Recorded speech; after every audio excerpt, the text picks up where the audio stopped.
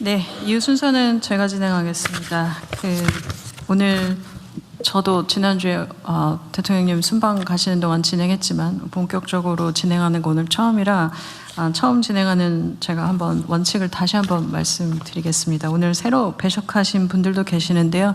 국무위원님들은 자유롭게 발언하시고 국무회의인 만큼 국무위원 위의분들은 의장이나 총리의 허락을 받고 발언권 발언해 주시기 바랍니다.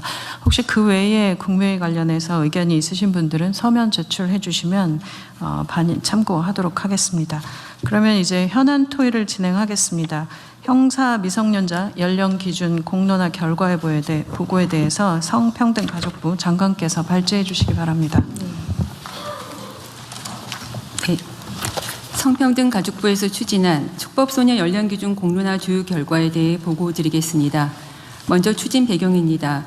최근 촉법소년 범죄 증가에 따라 형사 미성년자 연령을 존중해야 한다는 의견이 제기되고 이에 따른 찬반이 대립함에 따라 논쟁점을 정리하고 다양한 의견을 수렴하기 위해 지난 2월 말 사회적 공론화를 시작하였습니다. 주요 추진 사항입니다. 법무부, 교육부, 경찰청 등 관계부처와 전문가가 참여하는 사회적 대화 협의체를 구성하였으며 지난 4월에는 시민참여단이 참여하는 양일간의 수기 토론회와 공개 포럼, UN 아동관리위원회 면담 등을 통해 다양한 의견을 수렴하였습니다. 주 결과입니다. 먼저 쟁점을 보면 촉법소년 사건은 법원의 심리 불개시 및 불처분 비율이 보호처분 비율보다 높고 강력범죄가 아닌 절도와 폭력의 비중이 높습니다. 특히 촉법소년은 경찰에서 법원으로 바로 정권 송치되는 반면 범죄소년은 훈방 등이 가능하므로 단순 통계의 비교는 어렵습니다. 다음 쪽입니다. 청소년의 형사책임 능력을 판단할 때 청소년기 정신적 발달 특성과 자기통제 능력을 고려해야 하며 연령을 하향하더라도 상당수는 보호처분을 받을 가능성이 높으므로 소년 보호처분에 대한 개선도 병행되어야 합니다. 참고로 소년의 연평균 소용률은 112%로 과밀화되어 있으며 소년보호재판 담당 판사는 전국에 30여 명으로 연간 5만 건 이상의 소년보호 사건을 처리하고 있습니다. 이어서 시민참여단 수기 결과입니다. 강력 중대 반복 범죄에 한하여 하향하자는 비중이 가장 높았으며 일괄 하향, 현행 유지 순으로 나타났습니다. 연령 하향 범위는 13세 미만으로 1살 낮추자는 의견이 가장 높았습니다. 특히 시민들이 중요하다고 본 결정 기준은 범죄 예방을 통한 사회 보호, 피해자 보호와 국가의 책임 있는 대응이었습니다. 다음 페이지입니다. 사회적 대화협의체 제도 개선 공고안의 주요 내용입니다. 시민참여단 수기 결과를 존중하되 연령 하향의 효과와 통계적 근거, 소년의 발달 특성, 보호 인프라 여건 등을 종합적으로 고려하여 신중한 검토가 필요하며 관련 제도 개선 사항을 함께 제시하였습니다. 초기 대응을 위해 촉법소년 경찰 조사 가이드라인 및 조사권 근거를 마련하고 입원뿐만 아니라 통원치료까지 가능하도록 치료 처분을 개선하는 등 보호 처분을 내실화하고 보호처분 시설 및 소년본류심사원 등 인프라 확충, 피해자 진술권, 열람 등사 등 피해자의 알 권리 보장 등을 위한 법률 개정을 권고하였습니다. 종합 검토 의견 및 추진 계획입니다. 시민참여단 수기 결과를 고려하여 강력 중대 범죄에 한해 연령을 낮추는 방안을 검토하되 협의체에서 제시한 소년사법 체계 전반의 개선 대책을 병행 추진할 필요가 있습니다. 형법 및 소년법 등 관련 법률 개정을 추진하고 범정부 추진 체계를 통해 보호처분, 교정, 예방 등 후속 제도 개선 과제를 긴밀히 논의해 나갈 필요가 있습니다. 이번 공론화 과정에서는 2달 동안 각계 전문가와 많은 시민 여러분께서 진지하게 참여해 주셨고 언론에서도 개별 사건을 넘어 우리 소년사법 체계의 현황과 개선 방향을 함께 고민해 주셨습니다. 많은 시민들께서 이 문제를 이렇게 폭넓고 깊이 있게 사회적으로 논의한 것은 처음이라며 연령 하향 여부를 떠나 그 자체로 의미 있는 과정이었다는 말씀을 전해주셨습니다. 대통령께서 공론화의 필요성을 주문하지 않으셨다면 우리 사회가 형사 미성년자 연령이라는 하나의 제도를 넘어 청소년을 어떻게 보호하고 건강하게 성장하도록 도울 것인가를 함께 고민하는 출발점에 서지 못했을 것입니다. 나이라임 오렌지 나무라는 책에는 생업에 바쁜 부모의 방임으로 자신을 크리스마스에 태어난 악마로 여겼던 꼬마가 소년의 얘기를 들어주고 보듬어주는 이웃집 아저씨 뽀르뚜가로 인해 마음의 안정을 찾고 성장해가는 이야기가 나옵니다. 이번 공론화 과정에서 우리는 그동안 소년 비행으로 보호 처분을 받았던 많은 소년들이 사회 곳곳에 있는 이런 뽀르뚜가의 도움으로 잘 성장하여 전문직, 공무원, 지역사회 일꾼으로 활동 중인 사실을 확인했습니다. 앞으로 성평등 가족부는 관계의 부처와 함께 소년 비행에 대하여는 엄중하게 바라보되 도움이 필요한 소년이 곁에서 이러한 사회적 논의를 바탕으로 청소년이 안전하게 성장하고 국민이 안심할 수 있는 사회를 만드는 데 최선을 다하겠습니다. 이상입니다. 네, 여기 우리 의견들을 좀 들어볼 텐데 핵심은 그런 거죠. 일괄적으로 낮추지 말고 중대범죄, 반복범죄에 한정해서 한 살만 낮추자. 네. 그 말이죠. 부분적으로. 뭐 다른 분들 의견 좀 한번 말씀해 보십시오. 의견 없어요? 너무 예민한 주제라서 나중에.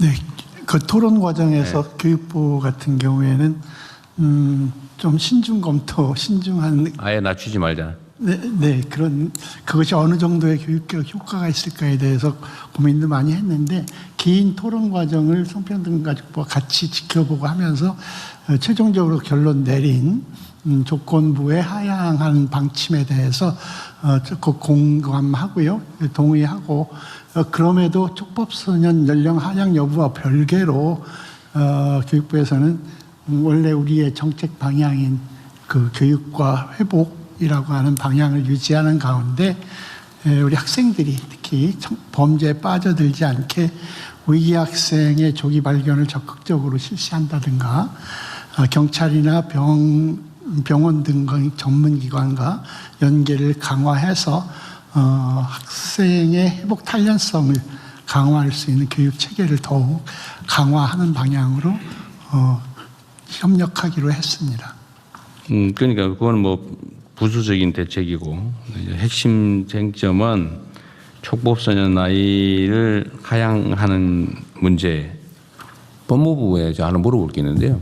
예, 만약에 반복 범죄에 대해서 이제 나이를 낮추면 그러면 첫 번째 소위 초범 행위, 첫 촉법 행위에 대한 기록은 남아 있어서 확인이 가능한 겁니까? 이게 만약 그 심리하지 않는 걸로 결정돼 버리면 아예 3년이면 기록 자체가 없어집니다. 그렇죠. 기록 자체가 없어져 버리잖아요. 그런데 반복 범죄인 걸 어떻게 확인하지? 네.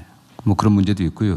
일단 저희 법무부 의견을 좀 간단히 말씀드리면은 네. 일단 두 가지 측면이 있는 것 같습니다. 일단 최근에 촉법 소년들의 범죄가 증가되고 있고 그중에 이제 중대한 범죄가 증가됨에 있어서 이러한 범죄들이 형사처벌 대상에서 완전히 배제된다고 했을 때 국민적 불안감의 문제가 네. 있고요. 또 마찬가지로 그 이면의 문제인데 또 촉법소년들이 요새 많은 정보를 갖고 있지 않습니까? 나도 뭐 촉법소년인데 나 처벌받지 않아. 이걸 악용하는 사례들 네. 이런 것에 대한 국민적 감정이 있습니다. 두 번째로 법리적 측면에 있어서는 그 형사 미성년자 또는 촉법소년은 생물학적으로 일률적으로 책임 능력을 결정하고 있거든요. 그렇게 이렇게 예외적으로 이렇게 하는 경우는 오히려 그 예외적인 겁니다. 그렇기 때문에 현재는 14세 미만으로 일률적으로 정해져 있는 그 책임 능력의 문제를 갖다가 범죄의 중대성이라든가 뭐 반복성 같은 것은 책임 능력과는 별개의 문제 아니겠습니까? 그리고 그 행위자의 속성과는 그 책임 능력은 그 행위자의 속성의 문제인데 범죄의 중대성이라든가 또는 뭐 이런 반복성은 별개의 문제이기 때문에 이걸 해갖고서 부분적으로 또 예외적으로 몇 가지 범죄에 대해서만 하향한다는 것은 법리적인 문제가 좀 있다라는 그런 측면의 문제도 있습니다. 그리고 또 중대범죄를 갖다 어떻게 가르칠 건지 나눌 건지에 대한 쟁점도 남아 있습니다. 네. 그래서 저희는 한 일괄적으로 해서 뭐 13세 미만으로 낮춘다고 한다고 하더라도 어쨌든 사안 하나하나에 따라서 개별적으로 판단해야 될 문제이기 때문에 그것이 남용돼 갖고 뭐 과도하게 처벌받는 소년들이 늘어날 것으로 보지는 않고 있습니다. 네. 근데 이게 논쟁을 하자면 끝이 없는 의제여서 일단 팩트를 몇 가지 체크를 해봐야 될 것 같아요. 일단 반복 범죄, 경미 범죄죠, 그러니까 중대 강력 중대 범죄를 왜 구분해 놨나 모르겠는데 이건 좀 다른가요? 강력범, 중대범? 그러니까 이 부분에 대해서는 국회에서 범죄 형태가 네. 예를 들어 뭐 살인, 강간 뭐 살인. 이런 유형, 네, 그다음에 중대 범죄는 뭐 피해가 크다든지 뭐 이런 네, 걸 맞습니다. 말하는 네. 뭐 예를 들면 폭행 사건인데 네. 뭐 사람이 죽을 네, 그러니까 뭐 그러면 중상의 상해 결과가 치사하게 되고. 나왔거나 어쨌든 뭐 뭐 네. 중상의 결과가 생겼다든지 네, 네, 뭐 네. 이런 중대 범죄는 그렇고. 네. 하여튼 요거는 뭐 예를 들면 규칙이나 이런 걸 정하면 될 테니까. 네, 예, 그 문제는 아닐 것 같은데 문제는 반복 범죄를 판단하려면 그 종전 범죄 기록을 남겨야 되는데 이 촉법 제도의 취지가 기록 자체를 아예 없애버린다는 거잖아, 그죠? 예, 심리하지 않게 되면 3년 후면 아예 수사했다는 거, 3년 입건됐다는 기록 자체가 그럼 없는 3년 동안은 기록이 남아 있어요. 네네. 그럼 3년 내에 반복 범죄를 했을 경우라고 하면 그런 실무적인 문제는 없겠네요. 이제 그렇습니다. 네. 뭐 그 정도 타협은 할 수 있을 것 같고. 네. 어차피 지금 3년이면은 14살인데 11살부터 저지른 거라면 어차피 재배고 3년 지나면 어차피 14살 넘어서 통상 형사범이 되니까 네네. 그건 뭘 문제 없겠네요. 네네. 그럼 3년 이내에 뭐 반복 범죄라고 어쨌든 하면 그 문제는 해결이 되겠는데. 근데 강력범, 중대범을 어떻게 정할 거냐? 뭐 이거는 뭐 사회적 합의를 통해서는 어떻게 정하면 되긴 한데.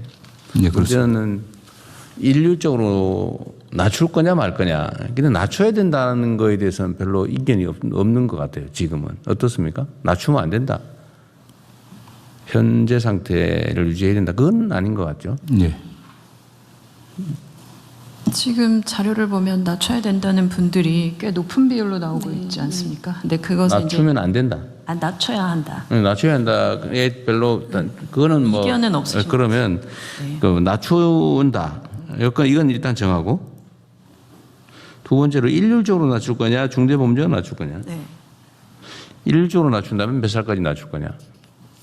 일률적으로 낮추는 거를 뭐 2살씩 하는 건 너무 과한 것 같긴 하네요. 지금 일단 만약에 논의한다면 1살 정도 일률적으로. 예, 그렇습니다. 예. 일률적으로 한다면 한 살. 근데 중대 범죄에 대해서는 어떻게 할 거냐 그러면. 근데 요즘 실제로 저런 거 있지 않나요? 아니 뭐 물론 뭐 언론 보도라고 하는 게 약간 선정성이 있어서 극히 예외적인 경우가 주로 보도되긴 하지만 아까 본부장가 말씀하신 것처럼 나 처벌 안 받아라고 하면서 그 저지르는 장면도 있더라고요. 네. 그런 걸 보면 그 일정한 경우에는 1살만으로 부족하지 않나요? 예를 들면 12살인데 무슨 살인행위나 중범죄를 알면서 저지를 수도 있잖아, 그죠? 그럴 경우가 있을 수 예, 있잖아요. 그렇습니다. 네. 네. 그 길을 이용할 수도 있겠고.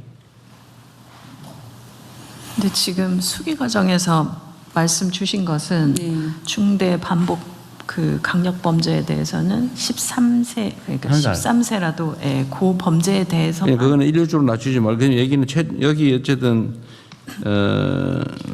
성평등 가족부 의견은 일률적으로 낮추지 말고 특정 범죄에 대해서만 1살만 낮추자 그 말이잖아. 네. 부분적으로 1살. 그렇습니다. 그 말이죠. 부분 1살. 네, 부분적으로 네, 한 살만 낮추자.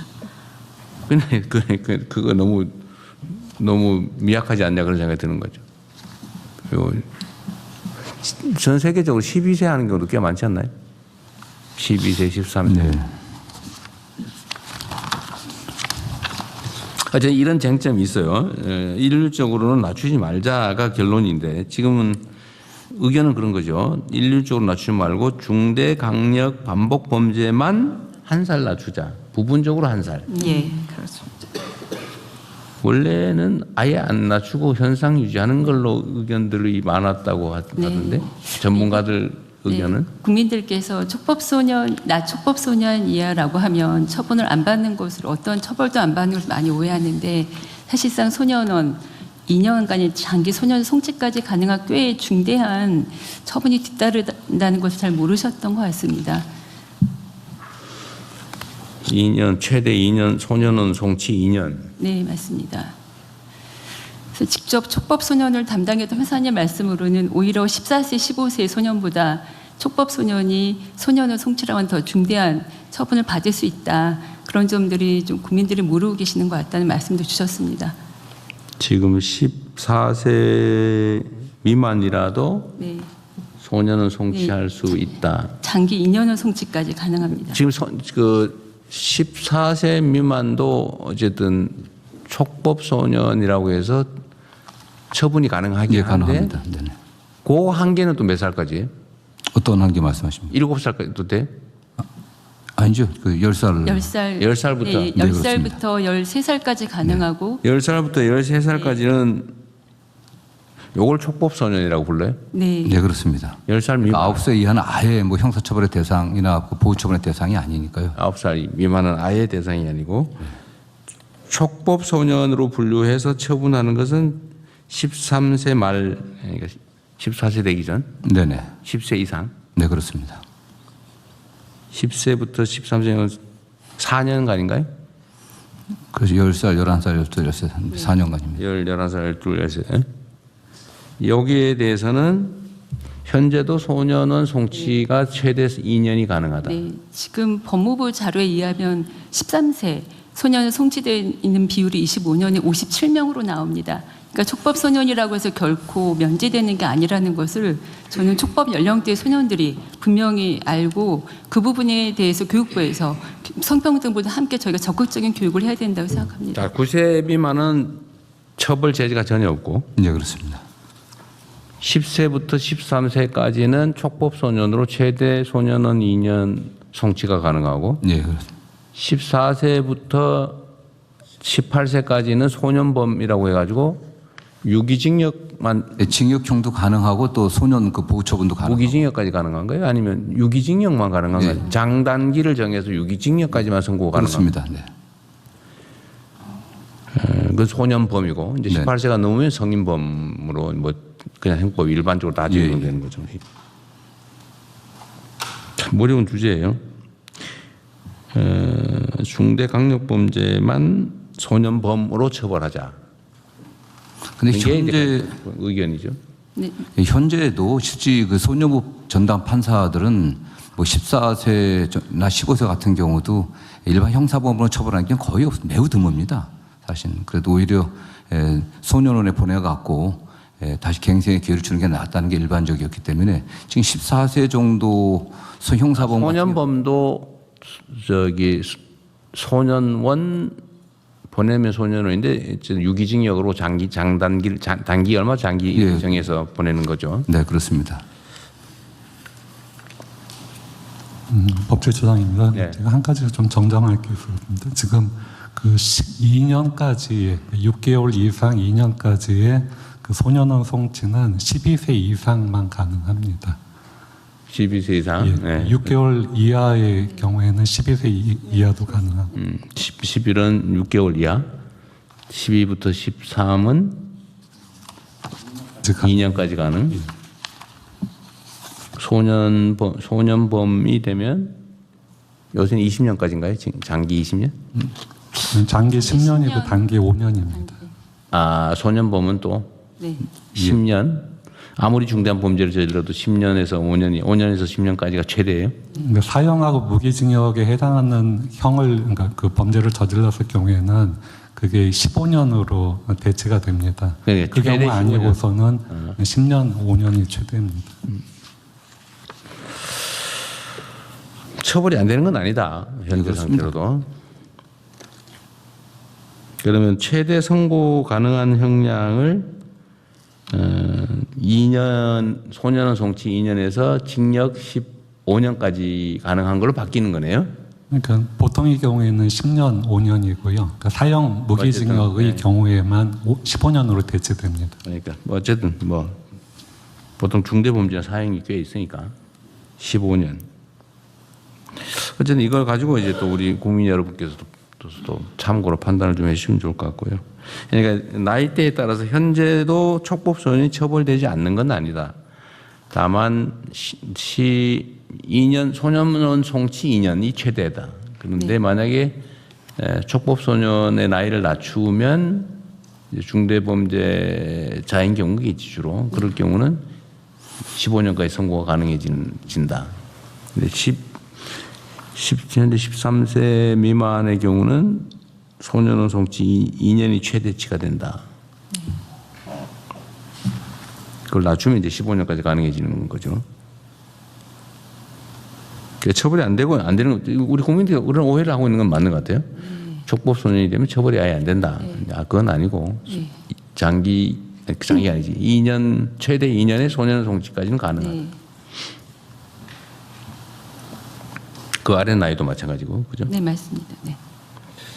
다만 뭐 그 형사범일 때하고 소년범일 때는 차이가 나는 게 소년원에서 뭐 2년 있다고 하더라도 전과 기록이 남지 않기 때문에 향후 뭐 공직에 들어간다거나 할 때 아무런 장애가 되지는 않습니다. 뭐 그 차이가 굉장히 크죠, 사실요. 아, 그래서 이재명이 소년원 얘기가 나온 거구나. 그래서 기록이 없어졌다. 그런 공개를 하지 못하게 돼 있습니다. 아, 있긴 있어요. 없습니다.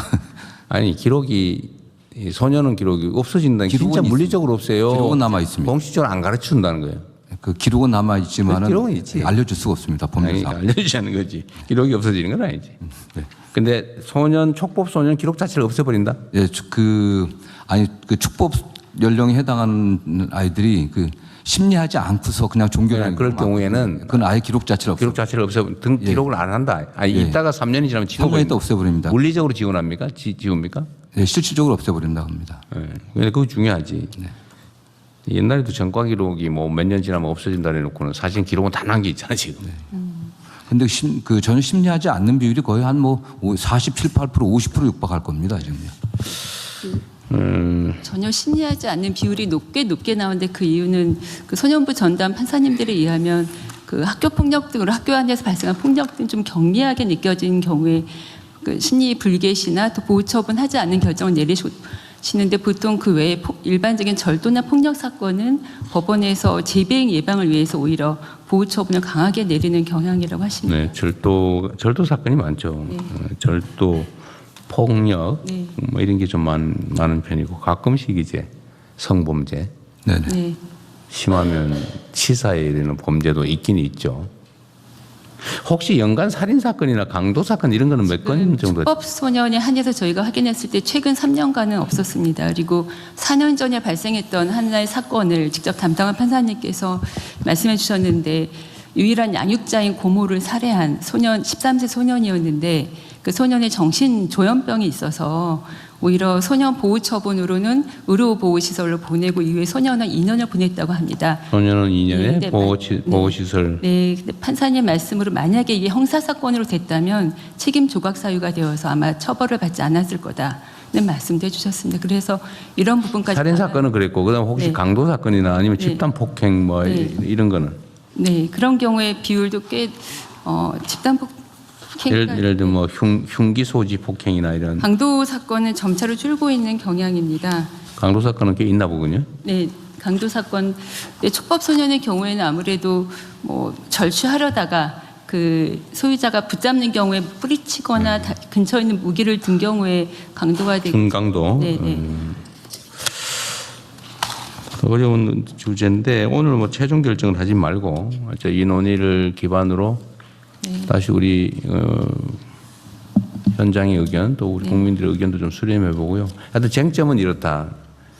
현재도 처벌이 되긴 하는데 최대 소년은 2년 송치가 최대다. 근데 이걸 바꾸면 15년까지 가능해진다. 이거를 모든 범죄의 경미 범죄까지 다 낮출 거냐. 낮추면 이제 다 기록이 남는 거죠.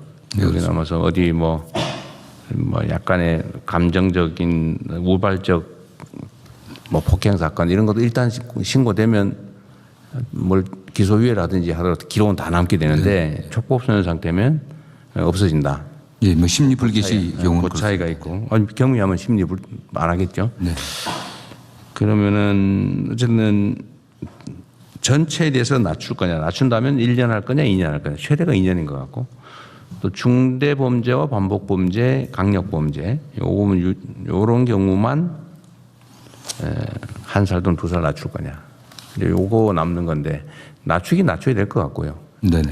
부분적으로 낮출 거냐, 전면적으로 낮출 거냐, 모두 범죄 낮출 거냐, 1년 낮출 거냐, 2년 낮출 거냐. 요 범위 내에서 다음에 한번 또 토론을 한번 해보고 그 사이에 네.